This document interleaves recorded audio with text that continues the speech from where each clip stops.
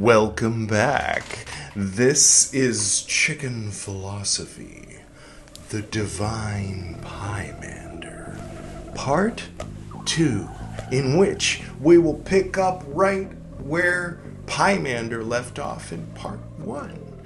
If you would like to start with Part 1, first, a qualifier. We're still reading the introduction, so I don't know if we're going to finish the introduction today. I don't know about you, but I'm not that into introductions. I used to skip them. But here on Chicken Philosophy, we generally adopt a read the introduction practice. Though sometimes, as an example with the Nag Hammadi, we read the introduction afterward, because I much prefer, when it comes to these like interesting ancient, texts, to read it. Just read it blind, and then see what the experts, so-called, have to say about it. Because, there's usually a lot of spoilers. They're like, okay, well, in the third paragraph, it clearly makes reference to this, so it's obviously Valentinian Gnosticism because this, and the structure is this, and it's like, dude, guys, So yeah, with Nag Hammadi, we read the introduction afterward, out of order. With this, I'm going to read the book from the beginning to the end. So that's what's going on here. So that said, if you want to start at the beginning of the introduction, it's amusing. Also, it introduces the series, and you get to know Chicken Philosophy a little bit. If you stumbled in here and this is the first you've seen of it, then maybe you want to start with Part 1. Okay, that's the Divine Pymander playlist. Cool. How's everybody doing? Today's beverage is a glass of pure, limpid water. And today's incense, I thought I'd keep us both in suspense. It's like an assortment of incenses. See, they're all different colors. So I don't know what today's incense is going to be. It's unknown. Anybody seen Superman 3? It's unknown. Right. Chicken in the bucket. Okay. So hopefully we won't divide into multiple versions of ourselves and start battling. That'd be weird. A little crazy, if you ask me. Okay, full disclosure. I just have to tell you. I just have to. Because I do. And because when I'm wearing the hat, I don't hold back. If something pops into my head, if something pops into Edward's head, he'll say, should I say that? I don't know. And then he gets this like angst from all the self-repression, where I don't have that same angst usually. And also that might be related to the fact that if something pops into my head, I say it. So it's a simple formula for me. It's a river, it's going to flow, right? I recently woke up from a dream. It's morning here. And in the dream, I was working on, I was like, I have this brilliant idea. For Pymander, for the Divine Pymander Part 2, I'm going to open and say, we have a new segment today. It's called something dog shit. And I was going to give some examples of things that are actually dog shit, things that are popular or were popular that turn out they're actually dog shit. And then I was going to say that the Kybalion was dog shit. And I was like fully convinced that was going to be how we were going to open today's episode until I woke up. Now it's interesting because throwing out an idea like that, or self-censoring in any way, is usually an Edward thing. But it's my turn to read, and I chose not to do that today. For a couple reasons. One, I haven't read it all the way through. Two, I haven't read it at all in probably more than 25 years. And three, why? People, sometimes people will read something and they'll be really moved by it, and they'll say, wow, this is really something. And the thing is, I used to run into a thing back in the day when I was a teacher in a Hermetic order, so-called, or whatever, where people would say, oh yes, Hermeticism. I know a lot about Hermeticism. I've read the Kybalion. Or they'd say, If you want to learn about Hermeticism, then really you should read the Kybalion. That's really where you should start. Or they'll talk about the 7 principles or 11 principles of Hermetic principles or whatever, as if it were a thing beyond this one book that was published like 100 years ago by 3 anonymous guys who call themselves Moses. And it's like, all right, no need to hate so much, especially when it's like we recently came around to the conclusion that Carl Jung is a Gnostic prophet, and that he has added a chapter to, the corpus of Gnosticism in a similar way that, Joseph Smith or the Prophet Muhammad, blessed be he, has added a chapter to, their things, respectively, the Bible, and you know what I mean. Like, so why not? I mean, if I don't think it's necessary, even though the general premise here is we're sticking to older stuff. We do bring in, like, for example, when we read Nag Hammadi, we read one paragraph of Tao Malachi's Living Gnosis. And he's kind of like a 30 years ago person. So I've loosened up a little bit on my only old things, policy. So I don't know. I don't have the same level of admiration for the Kybalion that other people do. But I don't want to be a snooty, one of these, you know what I mean? But what we're reading is substantially older than the Kybalion, and I don't know. I'll leave the value judgment. Comment below your thoughts on anything I've just said about anything, if you want. I don't know if it's too aggressive and aggro and confrontational. Then I will click the hide user person, so you'll just see your comment unresponded to, but you're basically being shadow banned, not by some evil corporation, but by me, because it's the kind of guy I am. So be nice a little bit. If you have something to say that's like, oh well, I disagree, then disagree politely, like in civil discourse. Then I'll read it and maybe even reply if you have thoughts about that. All right. Hope you enjoy the Watchmen HBO soundtrack score, with apologies to Alan Moore. I do fucking love that show. Controversial? All right. So we got our incense, we got our pure limpid water, and it bears the semblance of blood. Fuck! It's a little inside joke for some. Okay. O positive. CMB negative. Universal donor. They're fucking always calling me. They keep calling me. Da-na-na-na-na-na. Keep on calling. Ooh, there you are. Okay. Are we ready? Should I start reading? Yes. Let's don't say that. I was going to say let's fuck this puppy, but why would you say that? Anyway, okay. Here we go. Picking up where we left off in the preface. These same facts, which facts? The ones that we left off with at the end of, we took a break in there. There's some shit I had to do, and so anyway. Okay. These same facts serve also to indicate his actual epoch. Although, as De Rouge has shown, there's a footnote. Études sur la rituel funéraire des Egyptiens. I know I'm late to the party. I did read the first Golden Compass book. That was where I left off, but I did recently start watching the 2022 series. So the Egyptians, maybe the funerary rites. Well, they were doing a bar mitzvah, but then the kid got lost. No spoilers. I don't know if it's good, but all right. The book was good, and from what I heard, the other books. Okay, I'll just get back to it.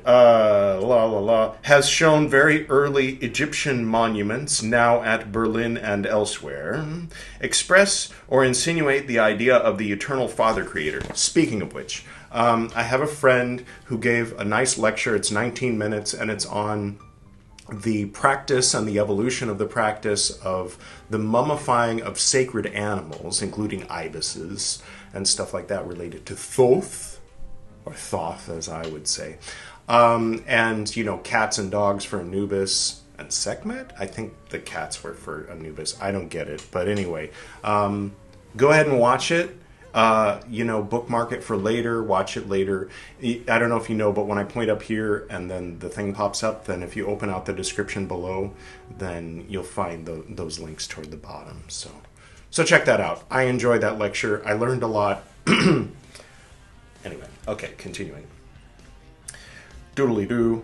The eternal Father Creator and his Son begotten before the worlds. Yet the dogma of the Holy Trinity is, as we shall find, expressed in far more categorical terms, and almost in the very words of St. John, by our Hermes in his, quote, Pomandres, end quote.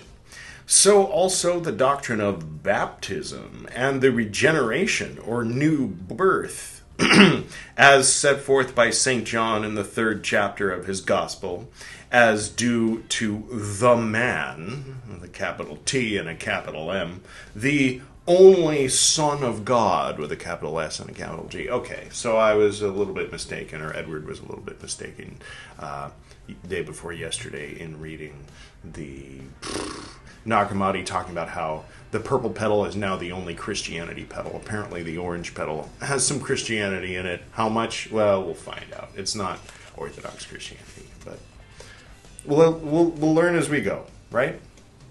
Okay. I mean, I absorbed some of this, but you know what I mean? Like, I can't guarantee the quality of what I absorbed, so I'm going for the sources. That's kind of generally what's going on here. It's like that. Okay. Asclepius was said to be the grandson of Hermes, and the work which bears that name refers unmistakably to times near to those of Constantine, when the ancient religion of Egypt was tottering to its fall. Luckily, it got absorbed into Christianity, so it's hiding in there. The rites of Isis, cults of Isis are there, and the Mirian stuff. And never mind. nothing ever. It all just changes form. It gets mutated and absorbed by the things that eat it.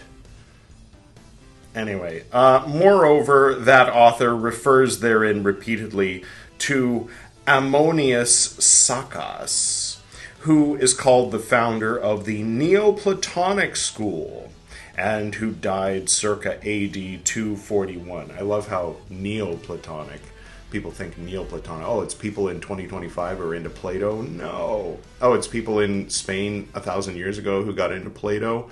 I mean, yes and no, but it's like Neoplatonic. Neoplatonic, we're talking 1,800 years ago. Okay, anyway. On the other hand... No. There is no other hand. Thank you, Tevye. And yes, there is. Don't be such an uptight. On the other hand, because he wouldn't let his daughter... It's a specific... I don't mean to... On the other hand, the clear reference by Justin Martyr to the teaching of Hermes as to the unity of the Godhead, best kind of head, if you ask me. Sorry. And the identity, almost verbal, of a passage in that Father with a passage in the what? Quote, Pomandres, right, okay, whatever, keep moving. End quote, and the mention of him by Tertullian demonstrate that he wrote before or contemporaneously with the earlier of those fathers. Many of the works of our Hermes are probably still entombed in the libraries on the continent, but those which have come to light and are now translated are most remarkable and of very considerable importance, since they are the only treatises we possess of the kind belonging to that epoch. Right, Okay.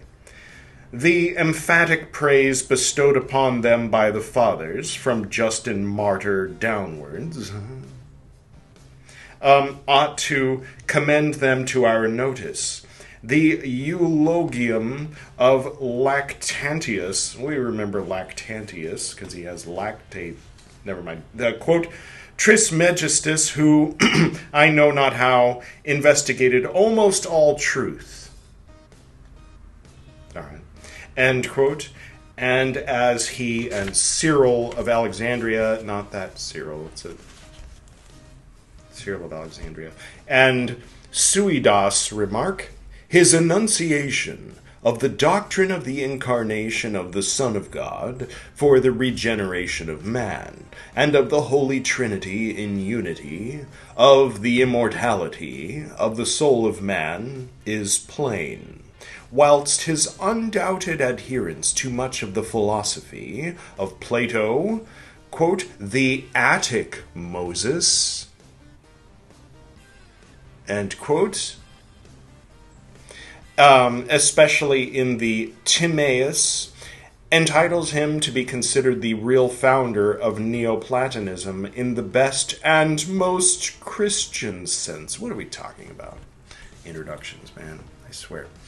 The former editors of Hermes were of like opinion. Thus, Vergicius, in his preface to the edition of Turnibus, Paris, 1554, quote, his teaching appears to be most excellent and evangelical. All right, not two words I would generally use together, but let's keep moving. End quote. Quote, behold in his theology how wonderfully and evangelically... So, for those just tuning in, evangelical... in its original meaning, like Catholic in its original meaning means universal. Isn't that funny? The Unitarian Universalists could be called the Unitarian Catholics. Whatever, you know. And the One Holy Catholics, you might say. The words are fucking weird. You know, the Great Awakening and woke should mean the same thing. And Buddha, they're all meant to mean the same thing. But words change and bubble and get connotations and evolve, and propaganda doesn't mean what it used to. You know what I mean? Oh, Edward Bernays. What a shitbag. No. What are we talking about? Don't remember. It's gone. It's fucking gone. Yeah, evangelical means, preaching the good news. Go forth, Jesus said unto his disciples, and tell people about me, and if they say, meh, then shake the dust off of your shoes as you exit the door, and Sodom and Gomorrah will fare better than that house. And that's the Jesus that made it into the Bible. So, you know, what are we talking about? I don't know. Yeah, so that's evangelical, is go forth and tell everybody about Christianity. Oh, goody. So you can be an evangelist and do evangelism and evangelize without having anything to do with American evangelism, which is a relatively new phenomenon and a very specific phenomenon that borrows the term, but not much else. Anyway, okay, so just in case anybody was like, evangelism? It's not great without American evangelism, but it's even worse with it. Continuing, what are we talking about? Quote, behold in his theology how wonderfully and evangelically he hath plainly instructed us as to the most holy Trinity. End quote. So also flusauce, my favorite kind of sauce.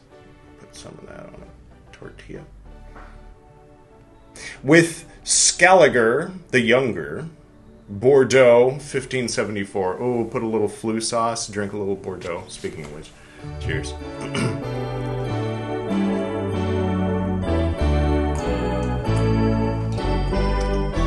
Tetelestai! I had to. I'm sorry. It's just...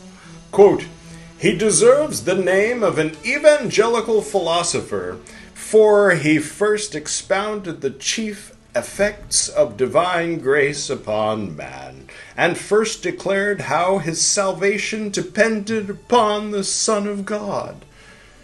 thought we were reading something cool. God damn it. Well, the one man given for the regeneration of mankind. End quote. So Patricius, also, in his, quote, Nova de Universus Philosophia, end quote, it looked like Latin, so it came out that way. Ferrara, 1591. I didn't know they made Ferraras back then. Can you imagine? Really nice, expensive chariots or whatever. Venice, 1593. Oh, that one must have been even cooler than when the doors were hanging out in Venice. Anachronisms. Anyway, which comprised the principal works of Hermes, speaks thus, quote, In these books and fragments of Hermes will appear a philosophy pious towards God, and in most respects resonant to the dogmas of faith. It will appear also that all the Greek philosophies, Pythagorean and Platonic, in divine things and the dogmas of morals, those, a good name for a Masonic book, never mind, those of Aristotle and of the Stoics, in physics, I don't know what happened to the voice of, and medicine, were all taken from his books and from those which must have perished. Yes, okay. End quote. But you plagiarized books that I guess maybe exist and got burned. Plagiarists? No. Okay, never mind.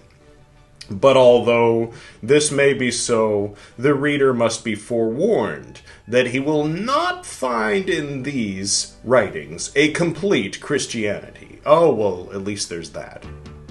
There is no express notice of the nativity, the crucifixion, resurrection, or ascension, or the coming of Christ to judgment to be found therein.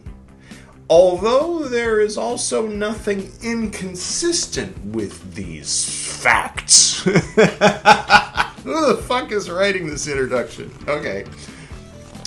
Facts. Yes, alternative facts. No. On the other hand, as has been already seen, use of passive voice unnecessarily, they teach this a legal document, or are you just fucking around? They teach emphatically the unity of the Godhead, the dogma of the Trinity, God the Father, the Word, the Son, begotten of Him before the worlds, of the Holy Spirit, proceeding from the Father through the Son, if you go with the error made post-schism. Might want to check with the Orthodox on that one. They've still got the original Nicene Creed. Instrumental in creation and the sanctifier, and there are clear allusions to the effusion of this Holy Spirit on the world, with its 7 gifts in the shape of fire. Thus Hermes was not a mere Platonist, propounding the means of attaining moral and intellectual perfection, without reference to the facts and doctrines of Holy Scripture, but, in theory at least, in great part, a Christian. The author of the Divine Pymander of Hermes is a Christian. All right. Good to know. The, quote, Hermaica, end quote, at least according to whoever's writing this, we'll find out at the end, I assume they'll sign it or something, have been unaccountably neglected in England. What? That these works were not unknown here in the time of Milton is proved by his words from Tu Penseroso, quote, with thrice great Hermes, end quote. But they received little further attention in this country. On the continent, however, as soon as the originals of his principal theses was discovered, the value of them was perceived, and immediately after the invention of printing, they were committed to the press. The Pomandres, the principal work, was translated into Latin and published by Mercillus Ficinus at Treviso in 1471, divided into 14 chapters, which were afterwards increased to 20 by Patricius. This edition of Ficinus was several times republished at Ferrara and Venice in 1472, at Mayence in 1503, and especially at Krakow, but in a Latin translation only, by the Carmelite Rosselli. Well, that ties it all together, because the daughter that Tevye was talking about, There Is No Other Hand, ended up moving with her non-Jewish husband to Krakow, which ironically sets up that they would have been in a pretty shitty place to be about 30 years later. Fiddler fans? Anybody? It's just me. Okay, I played Fiedka, so one time in high school. I played high school football by the Carmelite Rosselli in what? What are we talking about? I don't know. In 6 volumes folio in 15... And I didn't play high school football. It's like a reference to Al Bundy. I played high school football. I was the star of all the plays in high school. Well, not all of them. Anyway, with a commentary so voluminous, discursive, and argumentative that it is nearly useless. Nevertheless, this was reprinted with what professed to be the original Greek at Cologne. Oh, that's a good thing to squirt on yourself. Never mind. In 1638, in 1 volume folio. Don't get it in your eye, though. On the neck is better. Double entendre. What? I don't know. Nevertheless, this was reprinted. Oh, no. What? Yes. I don't know. It's all kind of blending together. The original... We can't give up this early. The original Greek... I want to finish the introduction, but I don't know how long it is, because I refuse to peek ahead, usually. The original Greek of the Pomandres and the definitions of Asclepius to Ammon the king, which we shall see, in parentheses, which we shall see presently, is not a work of our author, but subsequent to his epoch. End quote. Subsequent. Afterward? Okay, just use words. They were first printed and published by Ader Turnebus, edited with a preface by Angelus Vergicius at Paris. I hear he's Vergicius. To Angelus. Here's some music for you, Angelus. It's from an album. Anyway. What? In 1554, D. Franciscus Flusas, the one with the tortillas, republished the Pomandres in Greek and Latin in quarto at Bordeaux in 1574. You already talked about this. My fuck. Francis Patricius, Cardinal Patrizi, that's nice. My compliments on the name. Reprinted the works attributed to Hermes, which are extant in Greek, some of which, as already stated, we shall find are not his. Naughty, naughty. Among his Nova de Universis Philosophia at Ferrara, in folio, 1591, and again under a new title, quote, Nova de Universis Philosophia Libris Quinquaginta Comprehensa Auctore Francisco Papritio. End quote. At Venice, in folio, 1593, Robertus Maetus, that's how you pronounce that, being the printer. Oh, gotta give credit to the printer. No, why not? If you have the information, you might as well shove it somewhere in the introduction, right? Gustav Parthey. Party Hori Hai. That's it. You should look into that. Party Hori Hai. Party. It's... Never mind. has done a great service to the Christian literature by publishing at Berlin in 1854 an entirely new edition of the Pymandres in the original Greek from a MS of the end of the 13th century. How sad. No. I'm sure it's not the MS that I'm thinking of. No, number 220 in the National Library at Paris. Others, number 1297, 2007, 2518 of the 16th century in the same library, having with 1220 been collated by D. Ham, with the addition of Turnibus. Why are we reading this introduction? And that numbered 2518, which had been written by the hand of Angelus Vergicius at Venice. Parthey also consulted another MS of the 14th century, Plut LVVI, that's 71, right? Just say 71. Number 33 in quarto, in the Laurentian Library at Florence, collated at the request of Parthey by Francis de Furia with the Turnibus edition. This publication of G. Parthey, don't do it. Don't stop. It's overplayed. Thank you, editor. Is most carefully edited and accompanied by a close and admirable Latin translation of his own. In the preface, he promised an edition of the other remains of Hermes to be found extracted at Stobius and several of the fathers, which promise, it is to be lamented, he has not yet performed.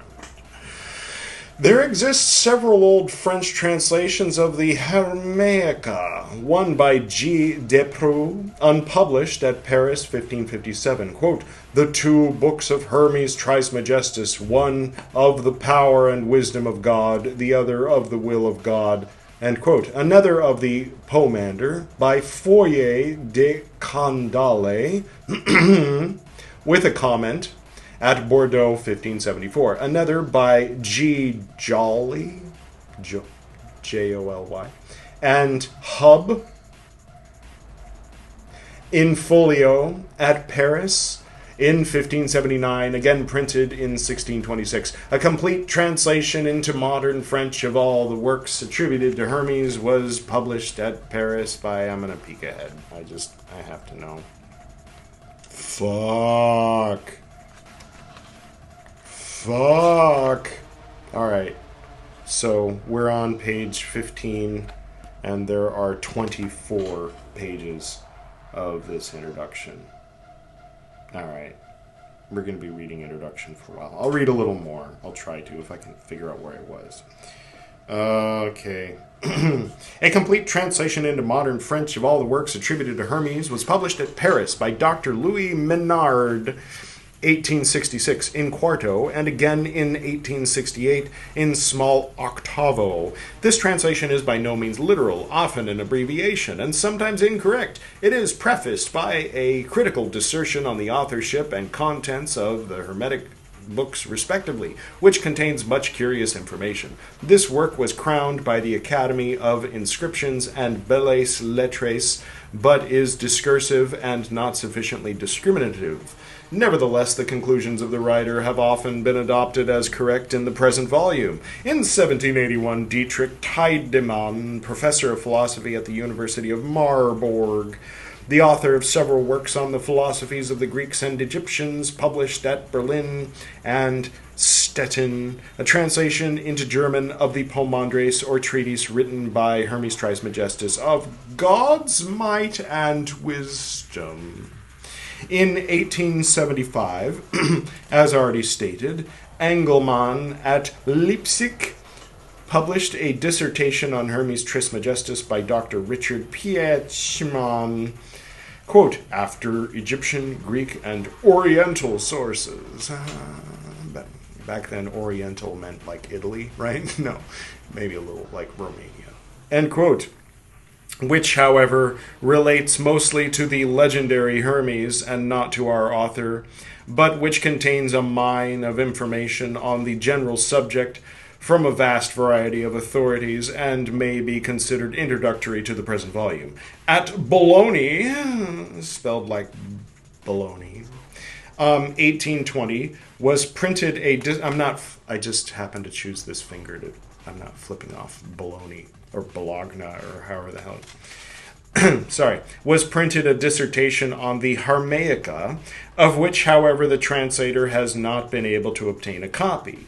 Some others are referred to by Menard in the preface to this volume. At 1855 through 1860, is at the word? Were published at Leipzig the complete works of Stobius in 6 volumes, correctly edited by Augustus Menneke, as part of the Bibliothèque Scriptorum Graecorum et Romanorum Teilhard,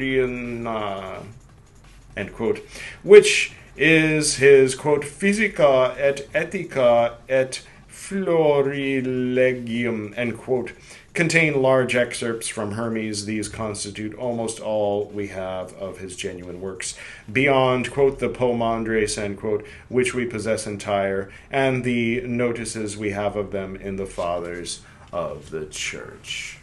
All right. So, if we're on page 16, and let's say, even though I think we read less in the part 1, because we did more silliness in the beginning. We'll just do some math here. So, an average of 8 pages. Oh, well, in that case, I think it's safe to say that we'll finish in part 3. And so, by part 4, which should be coming around early January, we'll begin reading the Divine Pymander of Hermes Trismegistus. Until then, we'll be reading the introduction, so no need to tune in for part 3, but keep an eye out for part 4, is what I'd say. And I hope that you enjoyed it. I hope you have a wonderful day. What day is it? It's the 18th. What day is that? Is it Wednesday? I think it's Wednesday. Might be Thursday. I don't know. Happy holidays to you, for those who have holidays and all that.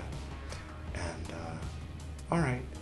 So even though, next time it's going to be Edward. He's up next on the schedule, but also we're going to be moving around here and there, and I'm going to be leaving my hat here. So when it comes to be my turn for various things, for a chunk of time, 14 days, Edward's going to be filling in. So, oh well.